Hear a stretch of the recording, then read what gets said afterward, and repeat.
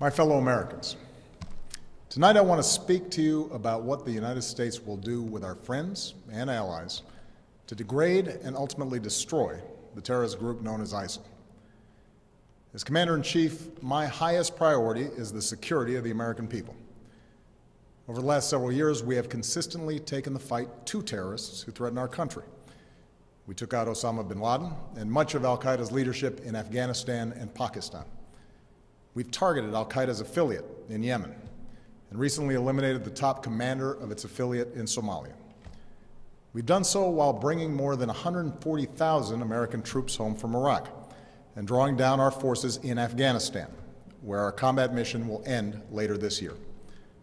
Thanks to our military and counterterrorism professionals, America is safer.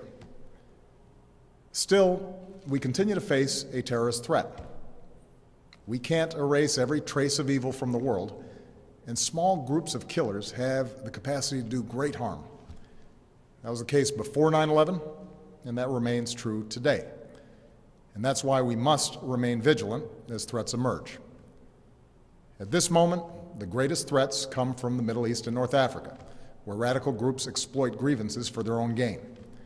And one of those groups is ISIL, which calls itself the Islamic State. Now let's make two things clear. ISIL is not Islamic. No religion condones the killing of innocents, and the vast majority of ISIL's victims have been Muslim. And ISIL is certainly not a state. It was formerly al-Qaeda's affiliate in Iraq and has taken advantage of sectarian strife and Syria's civil war to gain territory on both sides of the Iraq-Syrian border. It is recognized by no government, nor by the people it subjugates. ISIL is a terrorist organization, pure and simple, and it has no vision other than the slaughter of all who stand in its way. In a region that has known so much bloodshed, these terrorists are unique in their brutality. They execute captured prisoners. They kill children. They enslave, rape, and force women into marriage. They threatened a religious minority with genocide. And in acts of barbarism, they took the lives of two American journalists, Jim Foley and Steven Sotloff. So ISIL poses a threat to the people of Iraq and Syria and the broader Middle East, including American citizens, personnel, and facilities. If left unchecked, these terrorists could pose a growing threat beyond that region, including to the United States.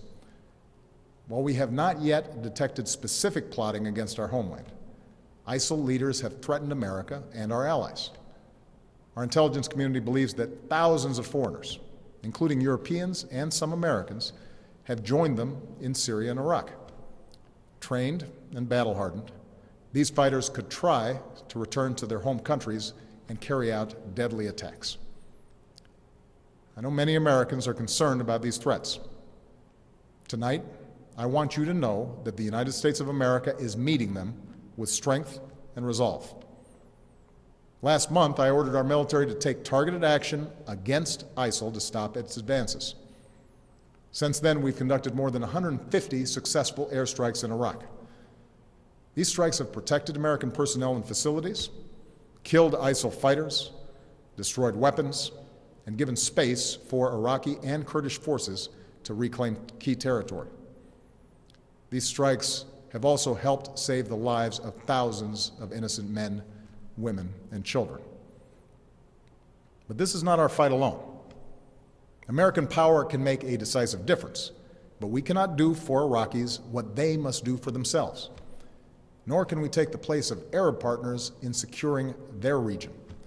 And that's why I've insisted that additional U.S. action depended upon Iraqis forming an inclusive government, which they have now done in recent days. So tonight, with a new Iraqi government in place, and following consultations with allies abroad and Congress at home, I can announce that America will lead a broad coalition to roll back this terrorist threat. Our objective is clear. We will degrade and ultimately destroy ISIL through a comprehensive and sustained counterterrorism strategy. First, we will conduct a systematic campaign of airstrikes against these terrorists. Working with the Iraqi government, we will expand our efforts beyond protecting our own people and humanitarian missions so that we're hitting ISIL targets as Iraqi forces go on offense. Moreover, I've made it clear that we will hunt down terrorists who threaten our country wherever they are. That means I will not hesitate to take action against ISIL in Syria as well as Iraq. This is a core principle of my presidency.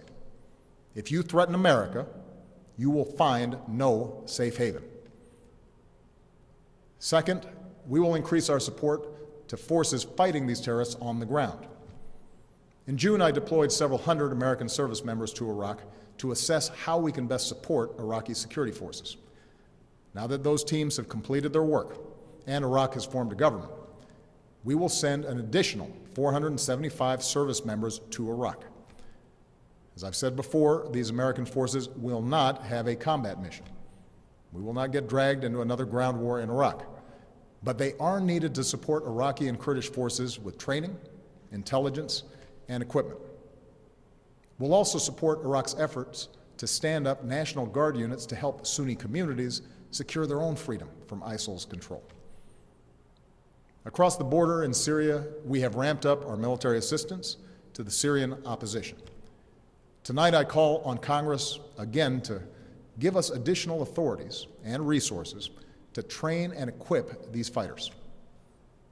In the fight against ISIL, we cannot rely on an Assad regime that terrorizes its own people, a regime that will never regain the legitimacy it has lost. Instead, we must strengthen the opposition as the best counterweight to extremists like ISIL, while pursuing the political solution necessary to solve Syria's crisis once and for all. Third, we will continue to draw on our substantial counterterrorism capabilities to prevent ISIL attacks. Working with our partners, we will redouble our efforts to cut off its funding, improve our intelligence, strengthen our defenses, counter its warped ideology, and stem the flow of foreign fighters into and out of the Middle East. And in 2 weeks, I will chair a meeting of the UN Security Council to further mobilize the international community around this effort. Fourth, we will continue to provide humanitarian assistance to innocent civilians who've been displaced by this terrorist organization. This includes Sunni and Shia Muslims who are at grave risk, as well as tens of thousands of Christians and other religious minorities. We cannot allow these communities to be driven from their ancient homelands. So this is our strategy. And in each of these 4 parts of our strategy, America will be joined by a broad coalition of partners. Already, allies are flying planes with us over Iraq, sending arms and assistance to Iraqi security forces and the Syrian opposition, sharing intelligence and providing billions of dollars in humanitarian aid. Secretary Kerry was in Iraq today, meeting with the new government and supporting their efforts to promote unity. And in the coming days, he will travel across the Middle East and Europe to enlist more partners in this fight, especially Arab nations who can help mobilize Sunni communities in Iraq and Syria to drive these terrorists from their lands. This is American leadership at its best.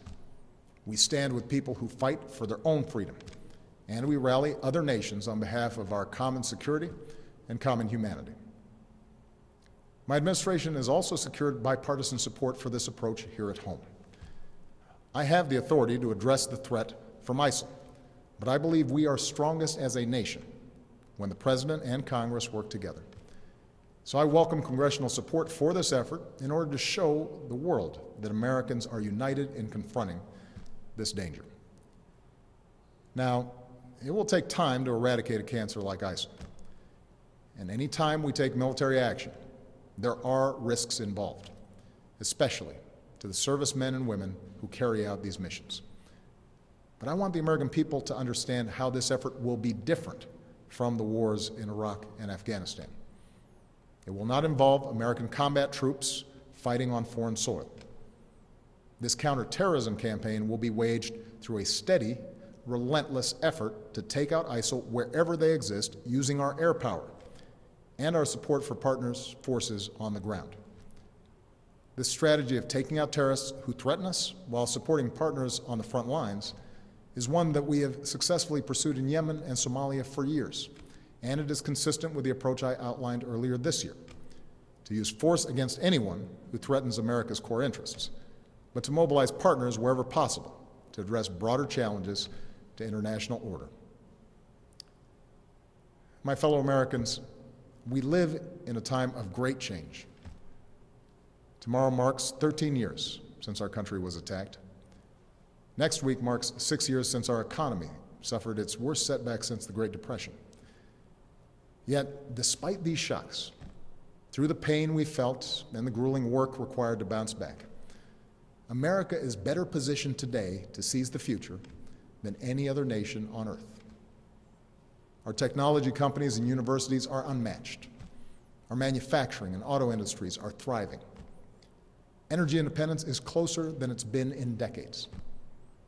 For all the work that remains, our businesses are in the longest uninterrupted stretch of job creation in our history. Despite all the divisions and discord within our democracy, I see the grit and determination and common goodness of the American people every single day.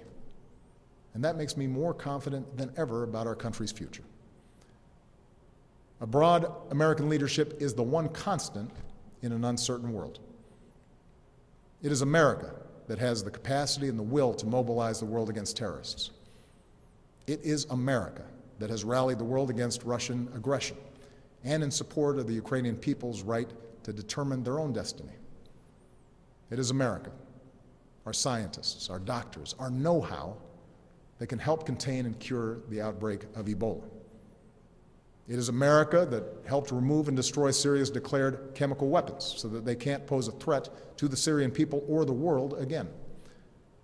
And it is America that is helping Muslim communities around the world, not just in the fight against terrorism, but in the fight for opportunity and tolerance and a more hopeful future. America, our endless blessings bestow an enduring burden. But as Americans, we welcome our responsibility to lead. From Europe to Asia, from the far reaches of Africa to war-torn capitals of the Middle East, we stand for freedom, for justice, for dignity. These are values that have guided our nation since its founding. Tonight, I ask for your support in carrying that leadership forward. I do so as a commander-in-chief who could not be prouder of our men and women in uniform. Pilots who bravely fly in the face of danger above the Middle East, and service members who support our partners on the ground. When we helped prevent the massacre of civilians trapped on a distant mountain, here's what one of them said: "We owe our American friends our lives. Our children will always remember that there was someone who felt our struggle and made a long journey to protect innocent people." That is the difference we make in the world. And our own safety, our own security, depends upon our willingness to do what it takes to defend this nation and uphold the values that we stand for. Timeless ideals that will endure long after those who offer only hate and destruction have been vanquished from the earth. May God bless our troops, and may God bless the United States of America.